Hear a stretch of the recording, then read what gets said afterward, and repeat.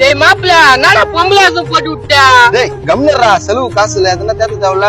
அதுக்கு நீ போட வேண்டியது தானே. மாப்பிள்ள உனக்குதான் மாப்பிள்ள, அப்படியே எந்த கட்ட போட்டாலும் புரியுது. இப்பயே பேசி பேசி நல்லா ஏமாத்துறடா. சரி சரி, அது ஒருத்த வராம போய் கட்டி பிடிச்சி நான் பாத்துக்கிறேன். கட்டி பிடிச்சிடா, என்னடா சொல்றா? போடா, கிட்ட வந்துட்டான் போடுறா.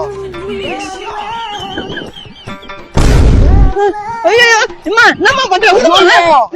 என் தங்கச்சி வாழ்க்கை போச்சு, என் தங்கச்சி வாழ்க்கை போச்சு. நான் ஒண்ணும் பண்ணலங்க, அதுதான் ஸ்ட்ரைட்டா வந்து கட்டி பிடிச்சிச்சு. என் தங்கச்சி எவ்வளவு குடும்ப பங்கான பொண்ணு, அது வந்து கட்டி பிடிச்சிச்சுன்ற நான் உங்களை சும்மா விட மாட்டேன். ஊரை கூட்டு போறேன், பஞ்சாயத்து வைக்க போறேன். ஐயோ ஏப்பா, எங்க வீட்டுல தெரிஞ்சுன்னா சும்மா விட மாட்டாங்க. சும்மா விட மாட்டாங்கன்னா 10,000 நகை போடுவாங்களா?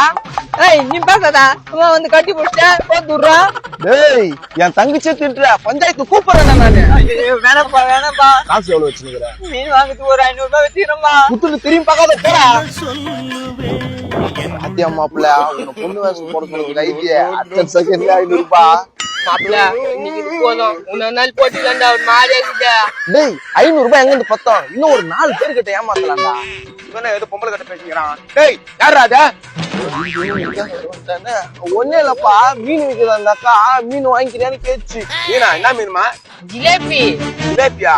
நீயும் பட்ட ஜிலேபி பெட்டாங்கிறா. டேய் நீ போட, நான் வாங்கி வரேன். இல்லப்பா நான் வாங்கி வரேன், நீ போப்பா. டேய் அப்பா நான் சொல்றேன், என் பேச்சு கேட்காம ஆட முடியல. போட, நான் வாங்கி வரேன். சரிப்பா. எங்க போறா? அங்க பிடிக்காதமா, இங்க பிடி. டேய் போடா. புடியா?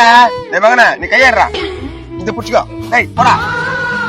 டேய் நீ வா, ஜிலேபி நான் வாங்கிக்கிறேன். ஐயோ மாப்பிள்ள கதை கந்தல். யோ அங்கல கை வைக்கடியா?